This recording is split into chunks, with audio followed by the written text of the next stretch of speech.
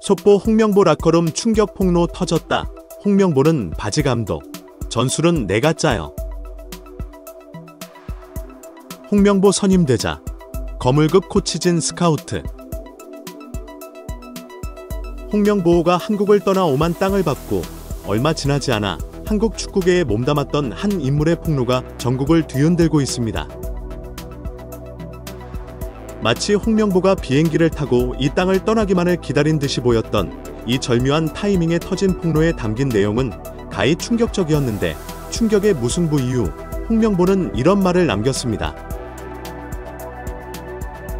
이강인, 손흥민, 황희찬을 어떤 식으로 활용할지는 코치진의 과제다. 이 발언은 정말로 팬들을 당황케 하였습니다. 일단 자신의 부족함을 코치진의 잘못으로 떠넘긴 것부터가 어이가 없는데, 선수 개인 전술을 전부 코치진들에게 맡겨놓고 있었다는 것이 밝혀졌기 때문입니다.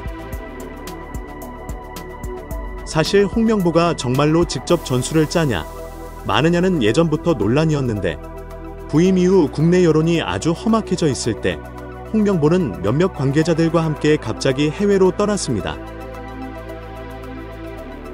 물론 이 중에서도 구단체 측에서 붙여준 사단이 있고, 별개로 항상 감독과 함께 움직이는 사단이 따로 있는데요. 홍명보를 대표팀에 같이 합류한 코치진도 알려진 바가 없었고, 축협 측에서도 미리 홍명보를 지원해줄 코치진을 꾸려놓지 않았습니다. 지금까지 언론에서 흘러나온 소식에 따르면 축협이 그렇게 떠들어대던 외국인 선임은 전부 언론 플레이에 불과했고, 사실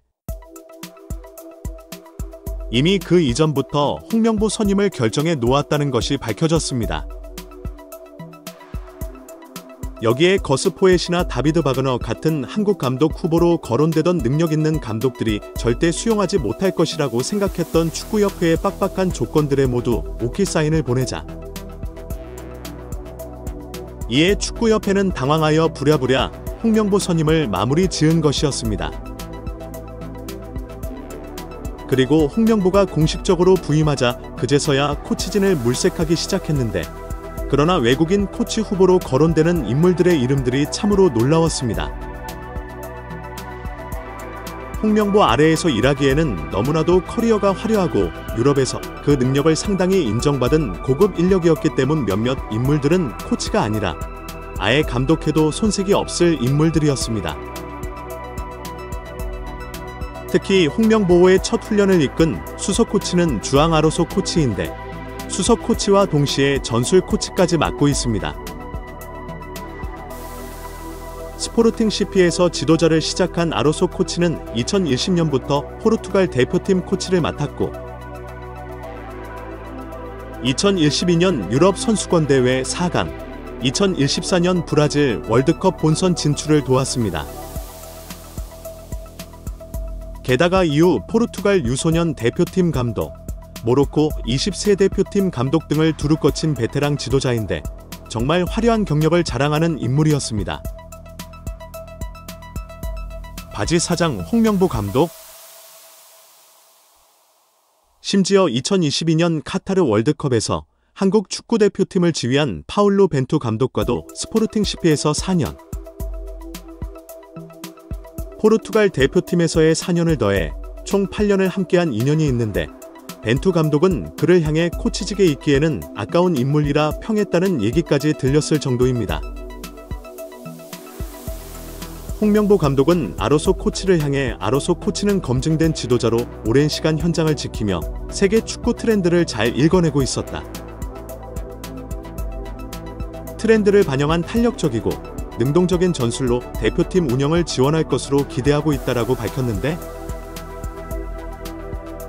축협이 수시로 홍명보의 나볼피아나 전술을 언급하며 홍명보의 전술적 역량에 큰 기대를 건 것에 비해 정작 진짜 최신 트렌드 전술을 익히고 있었던 것은 홍명보가 아닌 아로소 코치였습니다. 또한 한국 대표팀의 외국인 코치 수집은 여기서 끝나지 않았습니다. 아로소 코치에 맞먹는 또 다른 유명 외국인 코치를 데려왔고, 티아고 마이아는 포르투갈의 명문 벤피카에서 전술 분석관으로 활동했는데 주아 아로소와 마찬가지로 스포르팅에 몸담으며 수석 스카우트직을 맡은 적도 있었습니다. 그야말로 전술적 능력과 스카우팅 능력을 모두 보유한 만능 인력이었습니다. 이들은 굉장한 유럽의 명문 클럽에 몸담았던 만큼 그 몸값과 연봉도 상당히 비쌀 것으로 예상되는데 어찌 보면 홍명보보다 감독으로서의 능력이 더 뛰어나다고 볼 수 있는데요. 홍명보에게는 너무나도 과분한 이 화려한 코치입니다. 거의 돼지목의 진주 목걸이처럼 보일 정도입니다. 사실 울산에 있는 시절에도 홍명보는 항상 A급 코치들을 대동하고 다녔고 10수년도 전부터 몇몇 팬들 사이에서는 홍명보의 전술적 역량이 의심받으며 사실 모든 걸 조종하는 것은 수석 코치고 홍명보는 바지 사냥이 아니냐? 라는 말도 있었습니다. 내용: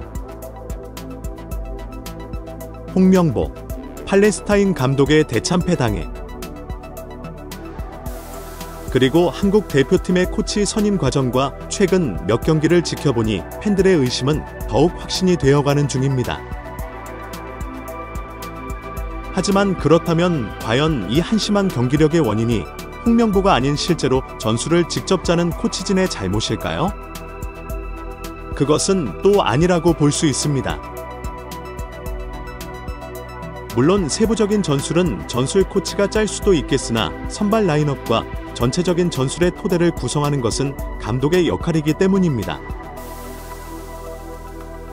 그러나 홍명보는 이 기본 중의 기본, 기초 중의 기초라고 할 수 있는 포지션 대형조차 글러먹었다는 평입니다. 축구 전문가들은 팔레스타인전의 결과가 대무승부가 아닌 사실상 3대 대참패나 다름없다고 말했는데요.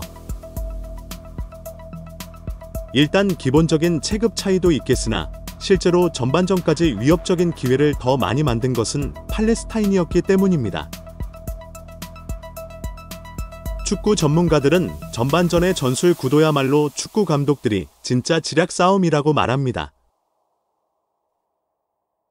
왜냐하면 후반전이 갈수록 선수들이 체력도 빠지는 데다 스코어나 변수에 따라 전반전의 운영 기조를 운영하지 못하기 때문에 예상치 못한 흐름이 이어질 때가 많고